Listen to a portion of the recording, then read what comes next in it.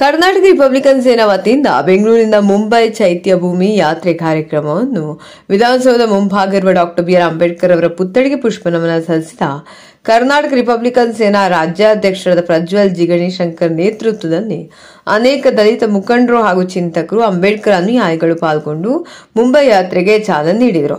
ಇದೇ ಸಂದರ್ಭದಲ್ಲಿ ಅನೇಕ ಮುಖಂಡರು ಮಾತನಾಡಿ, ನಮ್ಮ ದಲಿತ ಪರ ಹೋರಾಟಗಾರ ಚಿಂತಕರಾಗಿದ್ದ ದಿವಂಗತ ಕರ್ನಾಟಕ ರಿಪಬ್ಲಿಕನ್ ಸೇನಾ ಸಂಸ್ಥಾಪಕ ರಾಜ್ಯಾಧ್ಯಕ್ಷರಾದ ಜಿಗಣಿ ಶಂಕರ್ ಅಗಲಿಕೆಯಿಂದ ನಮ್ಮ ರಾಜ್ಯಕ್ಕೆ ತುಂಬಲಾರದ ನಷ್ಟ. ಅವರು ಸುಮಾರು 15 ವರ್ಷಗಳಿಂದ ಈ ಕಾರ್ಯಕ್ರಮ ನಡೆಸಿಕೊಂಡು ಬರ್ತಿದ್ರು. ಅವರ ನಂತರ ಅವರ ಸುಪುತ್ರರಾದ ಪ್ರಜ್ವಲ್ ಜಿಗಣಿ ಶಂಕರ್ ಸಾರಥ್ಯದಲ್ಲಿ ರಾಜ್ಯಾದ್ಯಂತ ಬಡವರ ಪರವಾಗಿ ಕೆಲಸ ಮಾಡುತ್ತಿರುವ ಹೋರಾಟಗಾರರಾದ ಪ್ರಜ್ವಲ್ ಅವರಿಗೆ ಯಶಸ್ಸು ಸಿಗಲಿ.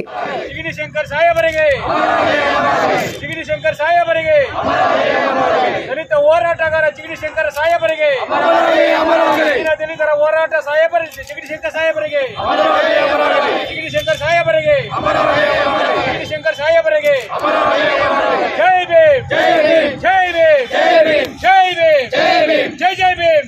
ಮುಂಬೈ ಯಾತ್ರೆ ಮಾಡುವಂಥ ಕಾರಣ ಏನಂದರೆ, ನಾವು ಅಂಬೇಡ್ಕರ್ ಸಾಹೇಬ್ರ ಒಂದು ವಿಚಾರಗಳನ್ನು ಅರಿವು ಮೂಡಿಸೋದು, ಅವರ ಸಿದ್ಧಾಂತವನ್ನು ಮುಂದಕ್ಕೆ ತೊಗೊಂಡು ಹೋಗೋದು, ಮತ್ತು ನಮ್ಮ ತಂದೆಯವರು ಪಟ್ಟಿದಂಥ ಪರಿಶ್ರಮಕ್ಕೆ ಮತ್ತು ಕೊಟ್ಟಂಥ ತ್ಯಾಗಗಳಿಗೆ ನಾವು ಒಂದು ಗೌರವ ಸೂಚಿಸ್ಬೇಕಂತ ಹೇಳಿ ನಾವು ಬಾಬಾ ಸಾಹೇಬ್ ಅಂಬೇಡ್ಕರ್ ಅವರ ಒಂದು ವಿಚಾರಗಳನ್ನು, ಅವರ ಒಂದು ಚೈತ್ಯ ಭೂಮಿಯನ್ನು ನಾವು ವೀಕ್ಷಣೆ ಮಾಡಿ ಇದೇ ರೀತಿ ಒಂದು ಮನೋಭಾವನೆ ಹುಟ್ಟಲಿ ನಮ್ಮ ದಲಿತ ಸಮುದಾಯದಲ್ಲಿ ಅಂತ ಹೇಳ್ತಾ ಈ ಕಾರ್ಯಕ್ರಮಗಳನ್ನ ಹಮ್ಮಿಕೊಳ್ತೀವಿ. ಯಾಕಂದರೆ ಚೈತ್ಯಭೂಮಿ ಆಗಲಿ, ಭೀಮಾ ಕೊರೆಗಾಂವ್ ಆಗಲಿ, ದೀಕ್ಷಾಭೂಮಿ ಆಗಲಿ ನಮ್ಮ ಒಂದು ಸಮುದಾಯದ ಮೂಲ ಒಂದು ಕೇಂದ್ರಗಳು.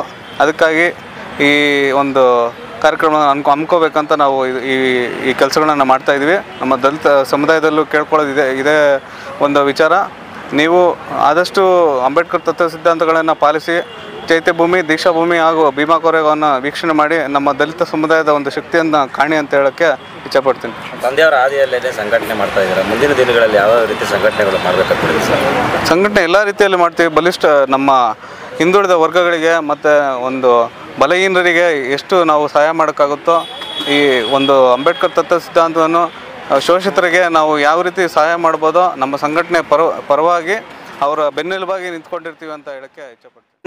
ಜಿಗಣಿ ಶಂಕರ್ ನೇತೃತ್ವದಲ್ಲಿ ವರ್ಷ ನಡೀತಾ ಕಾರ್ಯಕ್ರಮ ಇವತ್ತು ಅವ್ರ ಮಗ ನೇತೃತ್ವದಲ್ಲಿ ನಡೀತಾ ಇದೆ. ನೀವು ಸಹ ಪಾಲ್ಗೊಂಡಿದ್ದೀರಿ, ಏನು ಹೇಳ್ತೀರಾ ಸರ್? ಮಹತ್ವಾಕಾಂಕ್ಷೆಯ ಆಲೋಚನೆಯನ್ನು ಮಾಡಿ ಜಿಗಣಿ ಶಂಕರ್ ಸಾಹೇಬರು 2013ರಲ್ಲಿ ಪ್ರಾರಂಭ ಮಾಡ್ತಾರೆ. ಆ ಸಂದರ್ಭದಲ್ಲಿ ನಾನು ಬೆಂಗಳೂರು ನಗರ ಜಿಲ್ಲೆ ಅಧ್ಯಕ್ಷನಾಗಿ ಅವ್ರ ಜೊತೆ ಸುದೀರ್ಘ 3 ದಶಕಗಳ ಒಡನಾಡಿಯಾಗಿ ಅವ್ರು ತಗೊಳ್ಳುವಂಥ ಪ್ರತಿ ನಿರ್ಧಾರದಲ್ಲೂ ಸಹ ನಾವು ಪಾಲ್ದಾರರಾಗಿ ಭಾಗಿಯಾಗ್ತಾ ಇದ್ದೀವಿ. ಅವರ ಅಗಲಿಕೆ ನಮಗೆ ಅತ್ಯಂತ ನೋವು ತಂದಿದೆ ಮತ್ತು ಅನೇಕ ಅವಕಾಶ ವಂಚಿತ ಜನಸಮುದಾಯಗಳಿಗೆ ಅವರ ಧ್ವನಿ ಮತ್ತು ಅವರ ಉದ್ದೇಶಗಳು ಮತ್ತು ಆಲೋಚನೆಗಳು, ವಿಚಾರಗಳು ಈ ಸಮಾಜಕ್ಕೆ ಇನ್ನೂ ಬೇಕಾಗಿತ್ತು. ಎಲ್ಲ ಒಂದು ಕಡೆ ಜಿಗಣಿ ಶಂಕರ್ನ ಕಳ್ಕೊಂಡು ಅನೇಕ ಜನಗಳು ಒಂದಿಷ್ಟು ತಬ್ಲಿಯ ಆಗಿದ್ದೀವಿ ಮತ್ತು ಒಂದಿಷ್ಟು ಅನಾಥ ಪ್ರಜ್ಞೆ ನಮ್ಮಲ್ಲಿ ಇನ್ನೂ ಜೀವಂತವಾಗಿದೆ. ಅದೇ ಸಂದರ್ಭಕ್ಕೆ ಅವ್ರ ಮಗ ಪ್ರಜ್ವಲ್ ಅವರು, ನಮ್ಮ ತಂದೆಯವರು ಯಾವ ಮಾರ್ಗದಲ್ಲಿ ನಡೀತಾ ಇದ್ರು, ಬಾಬಾ ಸಾಹೇಬ್ರ ಚಿಂತನೆಗಳು, ವಿಚಾರಗಳ ದಾರಿನಲ್ಲಿ ನಾನು ಸಾಗಬೇಕು ಮತ್ತು ನಮ್ಮ ತಂದೆಯವರಿಗೆ ಯಾವ ರೀತಿಯಾದ ಈ ಜನಸಮುದಾಯ ಶಕ್ತಿಯನ್ನು ತುಂಬಿತ್ತು, ಆಧಾರವಾಗಿ ನಿಂತಿತ್ತು, ಬೆಂಬಲವಾಗಿ ನಿಂತಿತ್ತು, ಧ್ವನಿಯನ್ನು ಕೊಟ್ಟಿತ್ತು, ಅದೇ ಬೆಂಬಲವ ನನಗೂ ಸಹ ಇರಲಿ. ಹಿರಿಯರಾದ ನೀವೆಲ್ಲರೂ ಸಹ ನನಗೆ ಬೆಂಬಲವನ್ನು ಕೊಡಬೇಕು. ನಿಮ್ಮ ಜೊತೆಯಲ್ಲಿ ನಾನು ಸಹ ಸಪಾಟಿಯಾಗಿ ಕೆಲಸ ಮಾಡಲಿಕ್ಕೆ ನಾನು ಸಿದ್ಧ ಇದ್ದೀನಿ ಅಂತ ಅಂದಾಗ ನಮ್ಮೆಲ್ಲರಿಗೂ ಅನಿಸಿದ್ದು, ನೀನು ವಯಸ್ಸಲ್ಲಿ ಕಿರಿಯವನಾದ್ರೂ ಸಹ ನೀವು ತಾಯಿ ಗರ್ಭದಲ್ಲಿರ್ಬೇಕಾದ್ರೆ ಬಾಬಾ ಸಾಹೇಬ್ ಅಂಬೇಡ್ಕರ್ ವಿಚಾರಗಳು, ತಂದೆ ಪೆರಿಯಾರ್ ವಿಚಾರಗಳು, ನಾರಾಯಣ ಗುರುಗಳ ವಿಚಾರಗಳು, ಇಂಥ ವಿಚಾರಗಳು ತಿಳಿದ್ಬೇಕಂತವ್ನು ನಿನಗೆ ವಯಸ್ಸಿನ ವಿಷಯ ನಿನಗೆ ಬರೋದಿಲ್ಲ. ನಿನಗೆ ಅನುಭವದ್ದು ಮತ್ತು ಕಣ್ಣಾರ ಕಂಡಿದ್ದು ಪ್ರಾಕ್ಟಿಕಲ್ ಆಗಿದೆ. ನೀನೇ ಈ ಕರ್ನಾಟಕ ರಿಪಬ್ಲಿಕ್ ಸೇನೆಯ ಅಧ್ಯಕ್ಷರಾಗಿ ನೀನು ಮುಂದುವರಿ, ನಮ್ಮೆಲ್ಲ ಸಹಕಾರ ಇದೆ ಅಂತಂದೇಳಿ ನಾವು ಅವ್ರಿಗೆ ಸಹಕಾರ ಕೊಟ್ಟಿದ್ದೀವಿ. ಮತ್ತು ಅವರ ಮಾರ್ಗ ಇದರಲ್ಲಿ ಅವರು ಕಾರ್ಯಕ್ರಮನ ಮುಂದುವರಿಸ್ಕೊಂಡು ಹೋಗ್ತಾರೆ. ನಮ್ಗೆ ಅತ್ಯಂತ ಸಂತೋಷವಾಗಿದೆ. ಜಿಗಣಿ ಶಂಕರ್ ಅವರ ಜೊತೆ ಒಡನಾಟ ಹಮ್ಮಿಕೊಂಡಿದ್ರಿ, ನೀವು ಸಹ ಪಾಲ್ಗೊಳ್ತಾ ಇದ್ರಿ, ಇವತ್ತೇನು ಹೇಳ್ತೀರಾ ಸರ್? ಜೈ ಭೀಮ್. ನನ್ನ ಹೆಸರು ಕಾವೇರಪ್ಪ, ಕರ್ನಾಟಕ ರಿಪಬ್ಲಿಕನ್ ಕಾರ್ಮಿಕ ಘಟಕದ ರಾಜ್ಯಾಧ್ಯಕ್ಷರು.